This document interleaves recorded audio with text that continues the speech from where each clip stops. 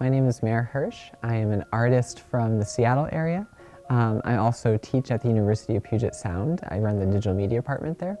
And I've been working in installation art and digital media for nearly 15 years. For this piece, I worked with Fermilab in Batavia, Illinois, the National Particle Accelerator Lab. And in my work, I love to be collaborative. I love to work with scientists, dancers, writers, all sorts of people. And so the opportunity to work with scientists at Fermilab was really exciting, especially because they have a lot of new things happening, including the experimental team that I worked with, muon G-2, which is what this piece is based on. The muon G-2 experiment is an experiment that is trying to understand if there is something unknown about the world of particle physics, or if we've just been measuring it wrong. So this experiment is measuring particles much more accurately than we've been able to do in the past, and to see if that discrepancy is on our end or if there's something we need to update in the standard model of particle physics. For this piece, I wanted to reimagine the scale of the muon G-2 experiment at Fermilab.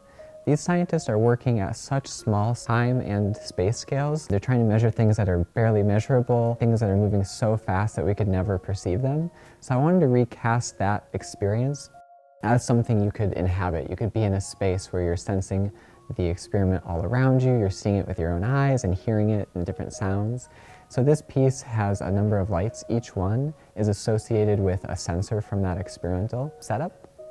And the data from that experiment is controlling how the lights and the sounds are triggered.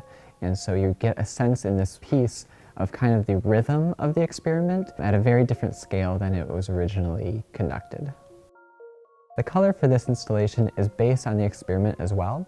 The way that these particles are detected in these sensors is using these small little crystals that light up blue when they have an interaction with these particles. And so I wanted to continue to harness that spirit of the experiment in the piece as well with the color choice. I often work with light, especially recently, but I also work in a couple different domains as well. So I certainly work in animation and sort of interactive animation. I also work in other forms of installation art that typically use technology and machines. And I also, coming from a music background, so I'd also do a lot of performance-based art as well. I think what originally drew me to the muon G-2 experiment and trying to create a piece around it is this sense of unknown and mystery about not having the answer of what this experiment is trying to test. And just that unknown is a really interesting space to inhabit.